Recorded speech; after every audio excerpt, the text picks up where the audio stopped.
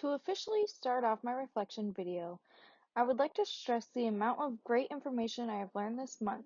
Even though it has been stressful at times, as it always is being an online student, I made through and I learned so much about the Adobe software. One of the first things we learned about was building a blog. Before I had started school, I had made a blog myself about mental health. This was a refresher for me, however, learning the 8-sentence story structure was a very interesting way in learning how to tell a story. 8 simple sentences that created a story about my past was very intriguing. I plan to use this strategy again.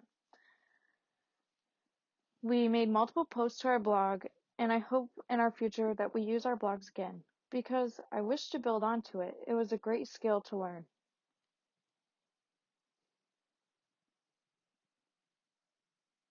While working on our blogs, we started learning about the basics of Adobe software. We made the leaf logo in Illustrator for the first time. However, mine did somehow show differently than everyone else. Not sure why I was stuck in the corner, but it was a fun way to learn. Next, I learned about Photoshop. I took an education for employment class in high school for photography, so I already knew quite a bit about Photoshop. This went way more into depth than my class did. I had a lot of fun editing the magazine cover and using the logo we created in Illustrator on the truck. The next software we dug into was Adobe Premiere. Now I am not a video editor, nor have I ever been, but I found the instructional video very helpful in using a software that was so new to me. It was time consuming trying to make the words just right, but I can finally understand why someone would want to become an editor. It was generally a good time. And finally, Adobe InDesign. This was a great way to put all of our work into one whole project. It really shows the amount that we learned this month during new media tools.